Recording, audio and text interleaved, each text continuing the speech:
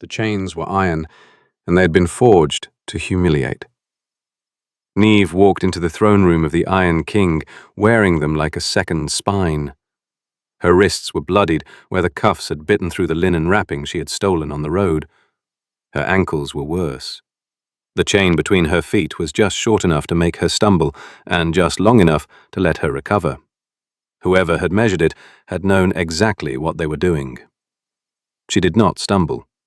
She walked the length of that hall under the eyes of 300 wolves, past the carved oak pillars, past the open fire pit where pine logs cracked like distant gunshots, and she did not let her gaze drop. She was 24 years old. She had buried her mother at 16 and her father at 20.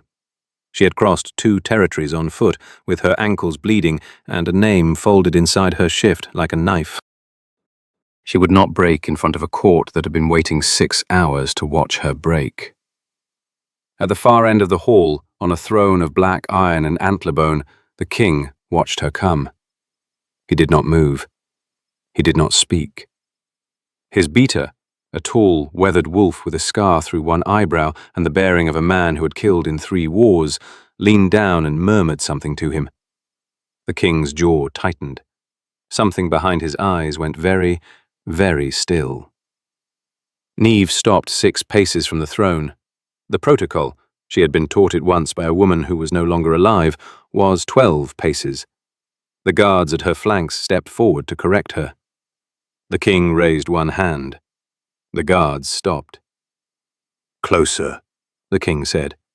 His voice was lower than she had expected, and rougher, like a blade drawn across stone. Not cold. The man on that throne was not cold. He was something worse. He was patient. She walked the 6 remaining paces in her chains.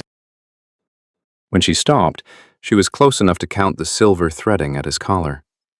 Close enough to see that his left hand, resting on the iron arm of the throne, was bare of any ring at all. "Lift your face," he said. She had already lifted it. She did not lift it further. She let him see that. Something at the corner of his mouth shifted. Not quite a smile, not even close, but for the first time in a long while, the Iron King had looked at someone who refused to perform fear, and his wolf, silent for so long the court had stopped flinching when his eyes shifted, had risen to its feet inside his chest. "Who sent her?" he asked the hall. The beta answered, "Lord Brennan of the Hollow Reach, my king. Tribute by the terms of the treaty signed last winter." "Tribute," the king repeated. The word fell into the hall and stayed there. Neve's hands, held together by the iron at her wrists, were perfectly still. 3 hours later, 2 of his generals would be kneeling at her feet. 6 hours later, one of them would be dead. By dawn, the oldest curse in the kingdom would have a name spoken aloud for the first time in 20 years. But that was not yet. Now, in the great hall of Torvald of the Iron Reach, the king leaned forward by a single degree and said, "Take off her chains."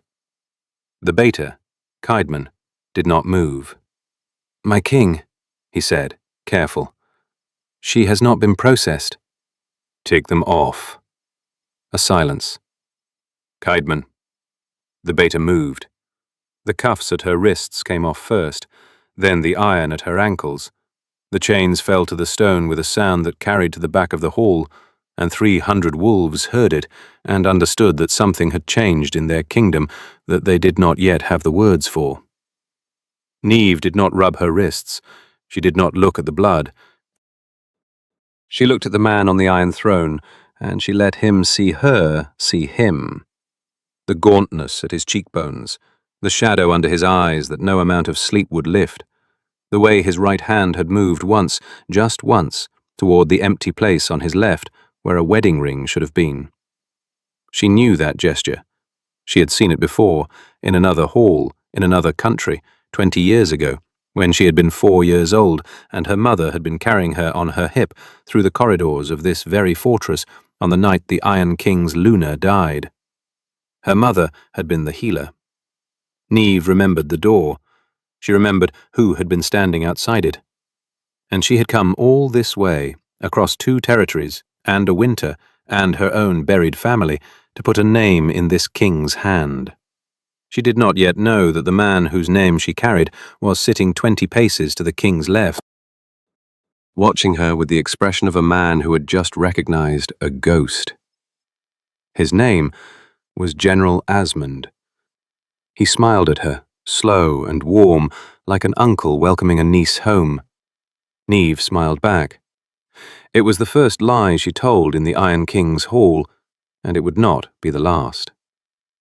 The throne room emptied in stages, the courtiers first, then the lesser lords, then the warriors not on guard duty. Torvald did not move from the throne.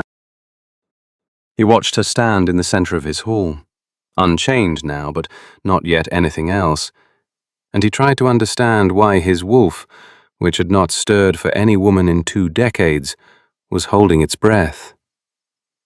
"Kaidman," he said. "My king." Quarters in the east wing. Healer, food, a door that locks from the inside. The beta hesitated. "She is unhoused tribute, my king. The east wing is—" "The east wing." "Yes, my king."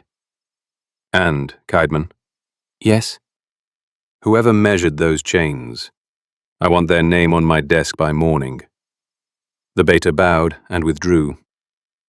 Lady Vesna had been waiting at the side of the hall through all of it. She stepped forward now, silk the color of dried blood, hair coiled into a crown that mocked the absence of an actual one, the daughter of one of the 3 oldest noble houses in the Iron Reach. She had been at court for 11 years. She had been certain, for 9 of them, that she would be the one whose name was spoken in the coronation prayer.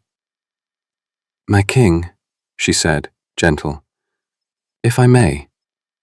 The unhoused girl. The east wing is reserved for—" "Lady Vesna." "My king." "You may not." Vesna's smile did not slip. It became, somehow, more graceful. "Of course, my king. I only meant—" "I know what you meant." The hall was almost empty now. Torvald stood. He was very tall, and the throne made him look taller. His cloak was black wool lined in dark fur, and it moved around him like weather. He walked down the 3 steps of the dais. He stopped 2 paces from Niamh. Not one. Not close enough for the court to whisper. "2. What is your name?" he asked her. "Niamh," she said. "Niamh of where?" "Of nowhere, my king." He looked at her for a long moment. "Liar," he said softly. She did not flinch. "You speak the high tongue with the rounded vowels of the North Shore. You hold your right hand a half-inch lower than your left, the way a healer's apprentice does when she has carried herbs in her sleeves since childhood. The chains were measured by someone who hated you specifically, and you knew the protocol for approaching a Wolf King's throne, which means you were taught it.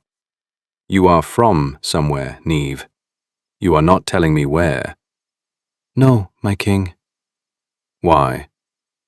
"Because if I tell you where I am from, you will know what I have come to say, and I do not yet know if it is safe to say it in this hall." The first crack in his face, not a smile, something stranger. "You are clever," he said. "I have had to be. Will it be safe to say it tomorrow?" She looked, just once, past his shoulder, at the man in the general's harness who had been watching her without seeming to. "I will know by tomorrow, my king." Torvald turned, slowly, and followed her glance. General Asmund inclined his head, a model of military deference, a man at home in his king's hall. When Torvald turned back to her, his expression had not changed by any measure she could have named, but his wolf, behind his eyes, had bared its teeth. "Tomorrow, then," he said. He walked past her toward the door at the rear of the hall. At the threshold, he stopped. "Niamh." "My king." "Whoever taught you that protocol?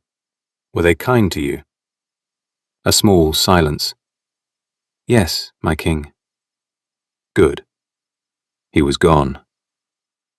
The healer who came to her quarters that night was old and silent and laid out salves with hands that had done this work for 40 years. Neve let the woman wrap her wrists. She let the woman bring her a bowl of clean water and a bowl of broth. She did not eat the broth. She drank one mouthful of the water and held the rest in her cheek, and spat it, carefully, into the basin by the bed when the healer turned away. The water had been silvered.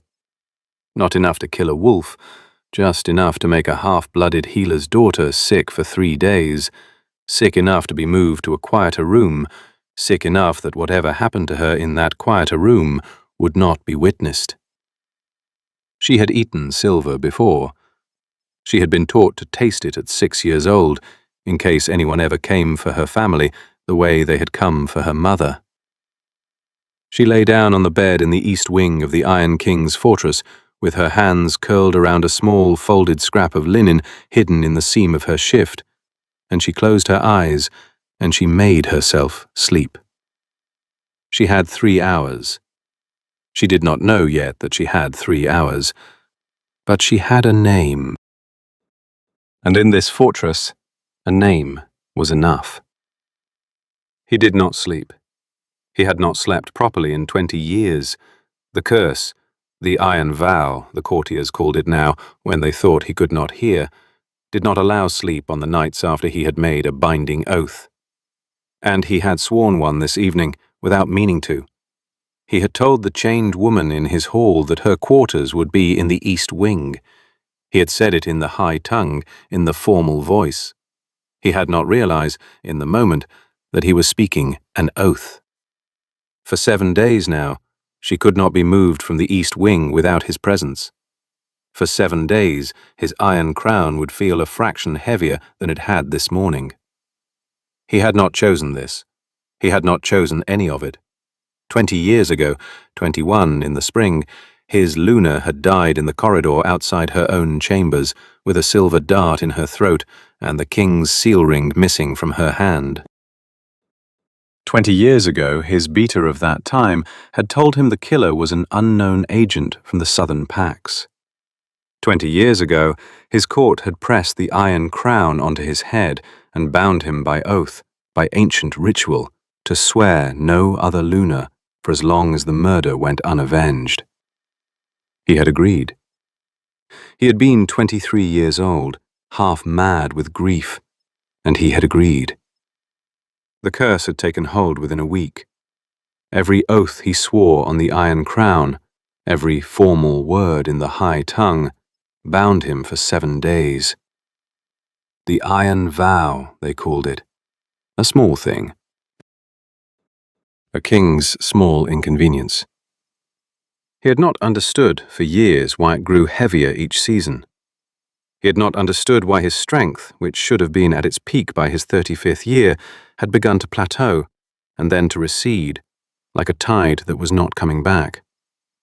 He had not understood why every challenger he killed had carried a small disc of black iron sewn into their belt, and why the beater of that time had told him these were ward tokens, worn by superstitious foot soldiers, and not worth examining. He had asked once. He had been told. He had been told for 20 years. Tonight, for the first time in 20 years, a woman had walked into his hall in chains and looked at him as if she knew the shape of the question he had stopped asking. Torvald sat at the table in his private chamber and turned his iron crown over in his hands. The metal was warm against his palms. It had not been warm in years. He set it down. He stood up. He walked to the east wing. She woke when the door opened because she had taught herself to wake when doors opened. Torvald stood in the doorway with no torch and no guard, and he said, "The water." "It was silvered, my king." "Whose?" "I do not yet know." "You know." "I suspect." "Tell me." She sat up. She did not pull the linen sheet around her because she was wearing the shift she had walked in chained, and there was nothing in the architecture of how she sat that invited him to look at her. She looked at him. My king, if I name the person I suspect and I am wrong, you will lose an ally tonight. If I name them and I am right, you will lose an ally tonight. Either way, you lose. I would ask you for 3 hours before I name anyone. 3 hours? Yes, my king. For what? She reached into the seam of her shift and pulled out the folded scrap of linen she had carried for 9 years. She unfolded it on her knee. Inside was a small disc of black iron, no larger than a coin, with a single rune scratched on one face. Torvald did not move. He had seen that rune 300 times in 20 years, on the belts of dead challengers, on the cloak pins of foreign envoys, on the hilts of swords that had not killed him. He had been told it was a ward mark. The woman in the bed in the east wing of his fortress said, very quietly, "My mother died for this rune, my king. She was the healer the night your Luna died. She knew what these tokens were, and she told the wrong person. And she died for it. I have spent 9 years learning what they are. I have come to your hall to tell you." He sat down on the bench at the foot of her bed. He did not look at her. He looked at the iron disc on the linen on her knee. "Tell me what they are." "Every oath you have sworn on your crown for 20 years has fed a fraction of your strength into the iron tokens carried by the men who sealed your binding. Each oath a sliver, each man a token. Over 20 years, my king, you have armed a faction inside your own court without knowing it. There are men in this fortress tonight whose strength is not their own." His hands had gone very still on his knees. "How many?" "I do not know how many. I know one." "Tell me." "In 3 hours, my king. I need 3 hours." "Why?" "Because, if you confront him now, he will kill me before I prove it. And I have not come this far to be the second healer's daughter who dies in this corridor." Torvald looked up at her then. Her face was very calm. His face was not. 3 hours, he said. He stood up. He walked to the door. He stopped with his hand on the frame. "Neve." "My king, what did your mother teach you about oaths?" "That a man who has been bound by a false one is owed every breath of his life back." "And what does she want me to do with mine?" "My king, she has been dead for 20 years. What she wants is not the question." "What do you want?" "I want you to live long enough to know who took her from me." He left. She closed her eyes. She had 3 hours. Cadman, who was not the beater of 20 years ago, that beater was buried in the western crypts, dead of a sudden fever the same week the king had stopped sleeping. Cadman, who was the king's beater now, and had been for 9 years, was woken at the second watch by a hand on his shoulder. His king was standing over him. "Up." "My king, bring me every iron token that has ever been recovered from a dead challenger in the last 20 years. They are in the lower archive, the drawer marked ward marks. I want every one of them on the table in my private chamber before dawn." Caedmon dressed in silence. By the third watch, there were 131 iron discs on the king's table. Neve, brought to the chamber by a guard who did not yet know what he was guarding, looked at them and went very, very still. 131, she said. "Yes." "My king, I will need a piece of chalk." He had chalk brought. She knelt by the table and began to sort them. The runes were small, and most of them were faint. But there were patterns. There were houses. There were specific etchings made by specific blacksmiths in specific years. By the fourth watch, she had divided the 131 tokens into 7 piles. 6 of the piles were small. They were the noble houses she had expected. Minor, opportunistic, dangerous but not catastrophic. The seventh pile was 84 tokens. "My king," she said. He looked at the pile. "That is one man's mark," she said. 84 oaths, 20 years of your strength. One name." "Tell me the name." She told him the name. Torvald did not speak for a long time. Then he said, "Caedmon." The beater, who had been standing by the door, came forward.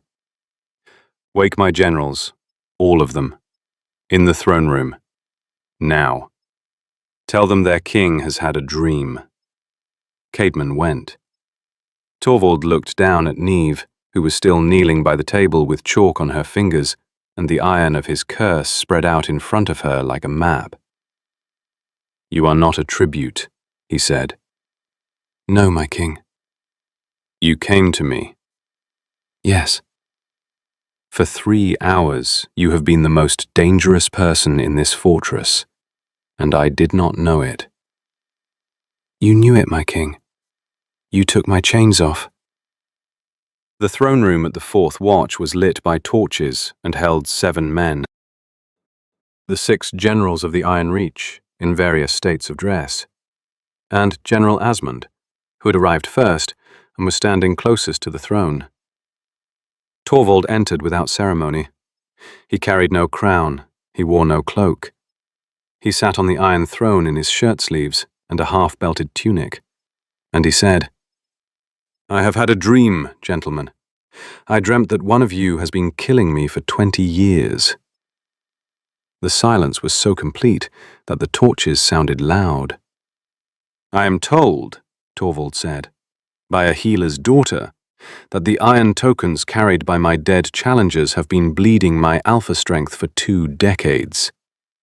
I am told that 84 of them carry one specific mark. I would like the man who carries that mark to identify himself, please." No one moved. "Asmund." The general did not move. "Step forward." "My king." Asmund's voice was warm, avuncular. The voice of a man who had been at this court longer than the king had been on the throne. "If this is a test, I am proud to be—" "It is not a test." A pause. "Then I would ask, my king, on what evidence—" "Neve." She stepped into the doorway. The iron disc in her hand caught the torchlight. Behind her, Caedmon was holding the pile of 84 others on a folded cloak. Asmund's face did not change. His hand moved toward the dagger at his belt. It was Caedmon who broke his wrist. It was the Iron King's youngest general, a woman named Marin, who had served 12 years and never once been promoted past her current rank, who stepped forward and laid down her sword on the stone in front of the iron throne and said, "My king, I knew." She knelt. "I knew for 3 years. I did not know how to tell you. I am ready for whatever you decide." The second general, Garrick, the oldest of them, with white at his temples, knelt beside her. "I suspected for 9, my king. I beg your forgiveness." The other 3 generals did not kneel. They drew steel. Neve, in the doorway, did not move. It took less than a minute. When it was done, 3 generals were dead, 2 were kneeling, and General Asmund, disarmed, broken-wristed, white-faced, was being held against the floor by 2 of Caedmon's wolves, with iron at his throat. Torvald looked at him for a long moment. "You will be tried publicly," he said. "Tomorrow, in this hall. The healer's daughter will speak. The tokens will be presented. The court will hear it all." "My king," Asmund said. His voice was thin. "You do not know what you are doing. The faction—" "I will learn what I am doing. I am told I have 20 years of strength to recover. I have time." He stood. He walked to where Neve was standing in the doorway, and he did not touch her, and he did not speak. He looked at her. She looked back. 3 hours after she had walked into his throne room in chains, 2 of his generals were kneeling. 3 were dead. The oldest curse in his kingdom had a name. And Lady Vesna, in her chambers on the western side of the fortress, was being woken by her maid with the news that something had gone very wrong in the throne room, and that she should consider whether her own iron token, sewn into the lining of her dressing-table drawer, was perhaps best moved before morning. If you are listening tonight, and your chest is tight, and you are realizing, like the Iron King realized, that you have been bled for years by someone who smiled at you across a table, take one slow breath. The story is only beginning. Tap the heart on this video so it finds the other listeners who need to hear what comes next. The trial of General Asmund did not happen the next day. It did not happen because, 2 hours before dawn, the deeper truth of the iron tokens broke open in a way that no one in the king's chamber had foreseen. Neve was in the king's private library, the one with the long oak table and the maps of the Reach pinned to the walls, sorting the 84 tokens of Asmund's mark into chronological order by the etching style of their runes. Torvald sat across from her with a cup of black tea he was not drinking. Kaidman stood at the door. The torches had been replaced once already. "The earliest of these is 14 years old," Neve said. "The latest is from last winter." "And before 14 years?" "Before 14 years, my king, the tokens carry a different mark, an older one. They are not from Asmund." Torvald set his cup down. "Whose?" Neve did not answer immediately. "My king, the mark on the older tokens is a healer's mark. It is the mark my mother used to seal her medicines." Silence. "Neve, my king, you were telling me that your mother, the healer who died the night my Luna died, sealed iron tokens for the first 6 years of my curse." "Yes, my king. I am telling you that." "Why?" Her hands were very still on the table. "Because the tokens were not always weapons. They were the binding stones of the original oath, the one your beater and your generals put on you the night your Luna died. There were 9 of them. Originally. One for each man who stood in the room when the iron crown was set on your head. My mother sealed them. She was the only healer in the fortress that night. She had no choice." "And she sealed them with what?" "With her own blood, my king. The binding required it. She did not know what she was sealing. She thought she was witnessing a king's mourning vow. She did not know it was a curse." "And when did she learn?" 6 years later, my king, when the original 9 tokens began to multiply. When she realized that whoever held a token could forge more, and that the strength being bled from you was being distributed. She came to tell you. She did not make it to your chamber." "Who killed her?" "My king, I have told you who killed her." "Asmund." "Asmund and one other. The other is still in this fortress." "Neve." "My king." "Who?" She drew breath. "My king, the original 9 tokens. The binding stones. My mother sealed them with her blood. Her blood, which means The door to the library opened. It was not Kaidman who opened it. It was opened from outside, by force, and the man who came through it carried a curved blade and wore the colors of the household guard, and the man behind him carried a torch, and the man behind that one was Lady Vesna, dressed for travel." "My king," Vesna said. Her voice was very even. "I am taking the healer's daughter.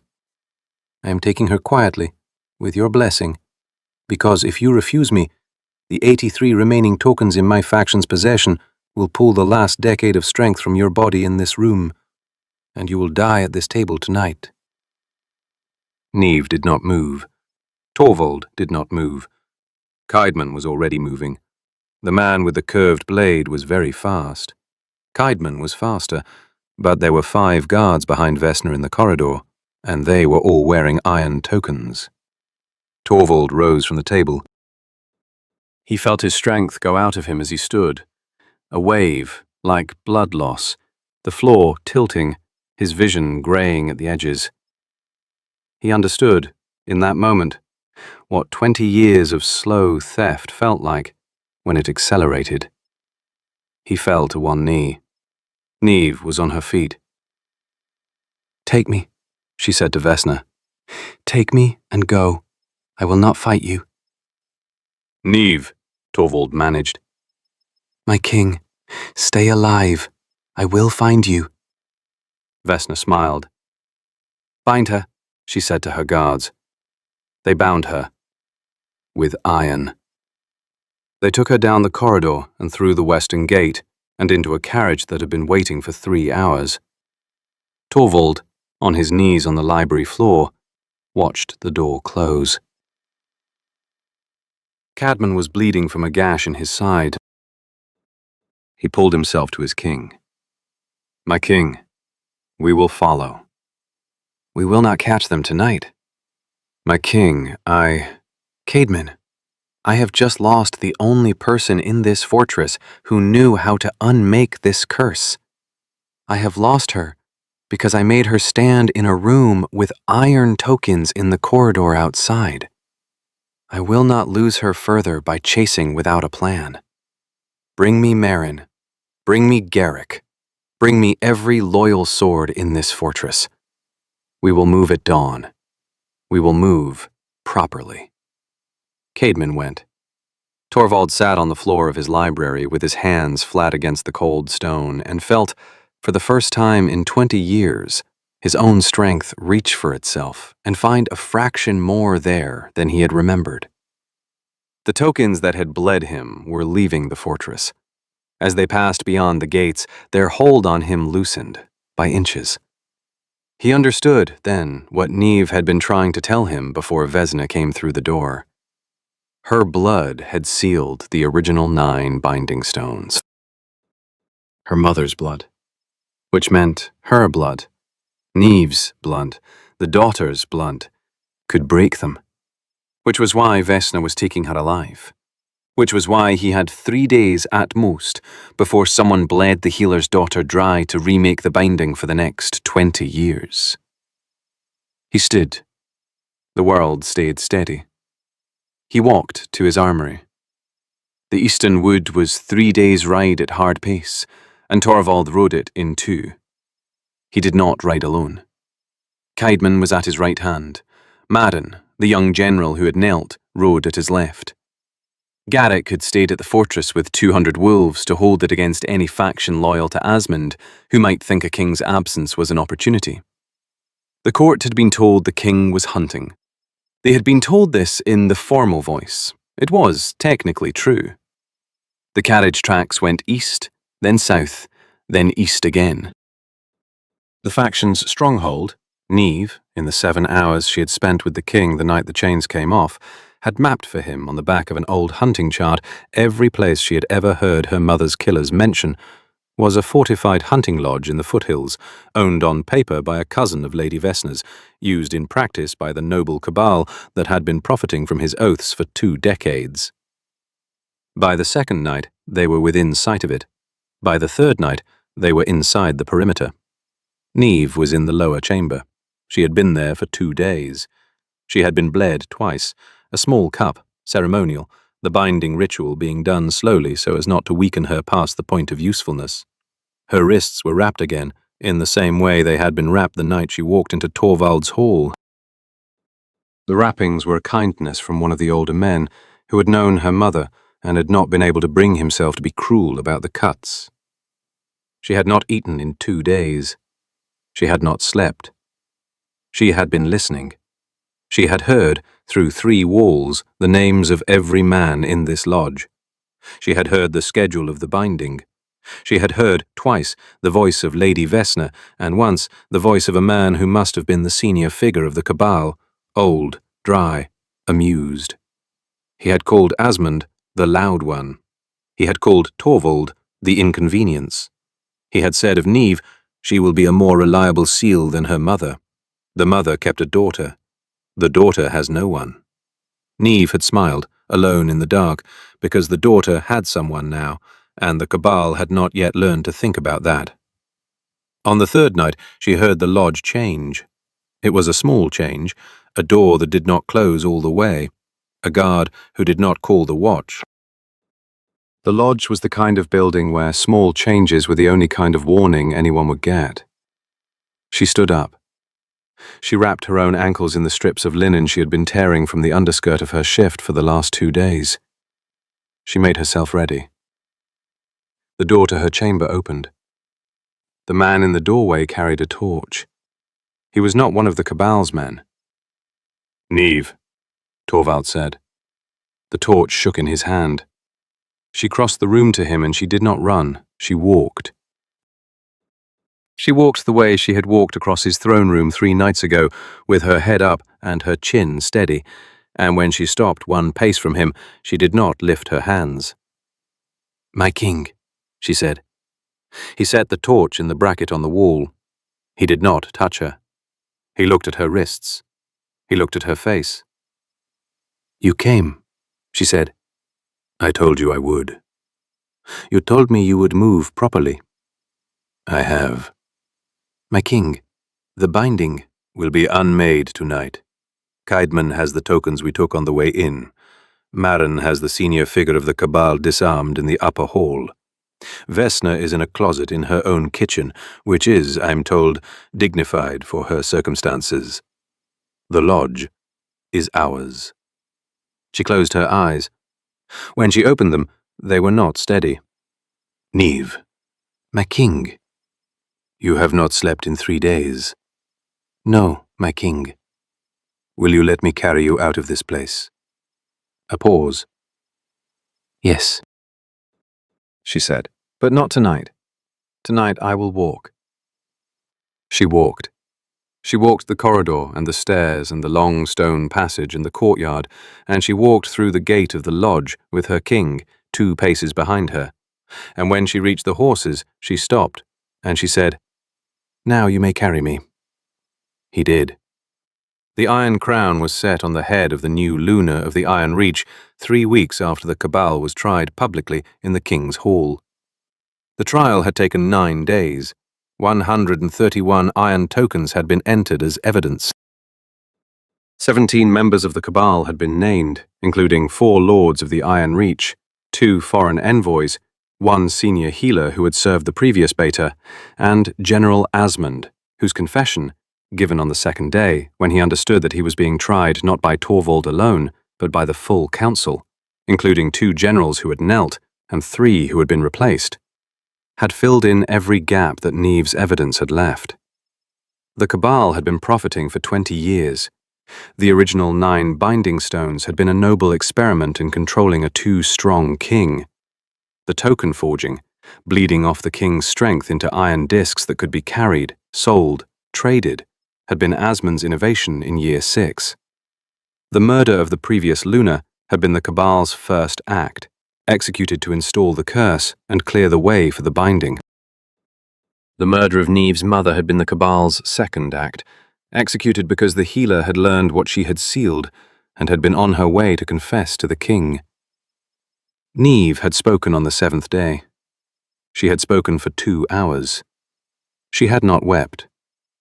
When she finished, the hall had been silent for the length of a slow breath, and then Kaidman, who had served 3 beaters now, including this king's first, had stepped forward and said into the silence, "My lords, my king, the healer's daughter has carried this for 9 years alone.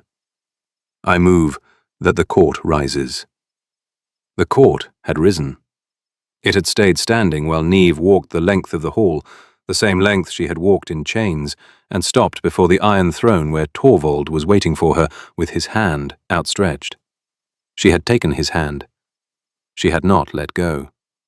The coronation was at the new moon. The hall was full. The pack had come from every corner of the Reach, and the outer villages had sent representatives, and the eastern wood had sent its silent old wolves who never came to court for anything less than war or weddings. The fire pit had been lit at dusk. The carved wolf throne had been draped in furs. The iron crown, the king's crown, the one that had been warm against his hands the night Neve first walked into his hall, sat on a cushion of dark velvet beside a second crown, smaller, fitted in the same iron that had been forged in the past 2 weeks by a smith who had wept while he worked. Torvald stood before the court, and he spoke her name. Neve of the Hollow Reach, daughter of Alis the Healer, blood of the binding and breaker of it. Will you wear this crown? My king? Will you wear this crown? I will. He set it on her head. The iron, which had burned every wearer for 20 years, the king himself accepted by the original binding, did not burn her. The hall saw it. The hall held its breath. Torvald leaned down. He did not press his face to hers. He did not pull her against him. He took her hand, the one she had given him 3 weeks ago at the trial and had not since taken back, and he raised it so the court could see the ring of dark iron on her smallest finger and the matching one on his. My Luna, he said. The kiss, when it came, was brief. The audience saw that he closed his eyes a fraction before her mouth reached his, that he was the one who flinched first into it, like a man stepping into warm water after a winter of cold. They saw her hand come up to his jaw and stay there. They saw him exhale, once, long, as if a thing he had been holding for 20 years had finally been allowed to go. Then he straightened. Then he turned. Then he faced the court that had watched her walk in chains 3 weeks ago, and he said, in the high tongue, in the formal voice, in the words of a man who had spent 20 years sworn to oaths he had not chosen, I swear no oath on this crown. I will not bind this kingdom by my word for a generation. We have had enough of binding. Let us see what we are when we are free. The hall did not cheer. The hall stood, for a long moment, in silence. Then the oldest wolf in the eastern wood, a woman with white at her muzzle and 90 years in her eyes, stepped forward, alone, and bowed to the new Luna. Then the rest of them followed. 3 months later, the gardens of the Iron Reach were beginning to recover. They had been dead for 20 years. The Cabal's binding had taken not only the king's strength, but, in some way no one had fully understood until Neve and the senior healers worked it out together over the autumn, the kingdom's growing season. The frost had come earlier each year. The harvests had thinned. The eastern wood had lost 3 named springs to drought. In the first month after the trial, the eastern wood's oldest spring had run again. In the second month, the southern orchard had budded for the first time since the late king's reign. In the third month, on a morning when Torvald and Neve were walking the gardens together at the dawn watch, a single iron rose, the symbol of the old Iron Reach, a flower that grew nowhere else, extinct from the gardens for 21 years, opened beside the path. Neve stopped. Torvald stopped. She knelt by the flower. He knelt beside her. She did not pick it. It is the first one, she said. Yes. There will be others. Yes. She looked at him. He was not the man she had met on the Iron Throne 3 months ago. He was lighter at the cheekbones in a way that had nothing to do with weight. The shadow under his eyes had been gone for 6 weeks now, and he had slept, the night before, for 9 straight hours, which was the longest unbroken sleep he had taken since he was 22 years old. My king, she said. My Luna. There is a letter. She drew it from her sleeve. It was sealed in green wax. It had arrived the previous night by rider from the Hollow Reach. Lord Brennan? He asked. Yes. What does he say? He apologizes. A pause. At length? At considerable length, my king. Will you write back? No. Will you let me? My king, you will start a war. I will start a brief one. She laughed. It was the first time he had heard her laugh, a real laugh, low and warm, with her head tipped slightly back, and he made a small sound, almost involuntary, like a man who had been waiting to hear a particular note of music and had finally heard it. She folded the letter back into her sleeve. She stood. He stood. They walked on, 2 paces apart, through the gardens of the kingdom they had unmade and were now beginning to remake, past the iron rows that would soon be joined by others, toward the great hall where Caedmon was waiting with the morning's council, and a council reformed by half, with 3 new generals, 2 retired by request, one freshly promoted from a young captaincy in the Eastern Wood. The chains she had walked into his hall in were buried in the western crypts, in the same vault as the previous Luna, who had been quietly reinterred with full honours after the trial. The iron tokens had been melted down and reforged as 2 rings and 2 crowns, and nothing else. The story of the day the chained woman walked into the throne room and the 3 hours that followed was being told that winter in every village of the Iron Reach, and would be told for a long time after.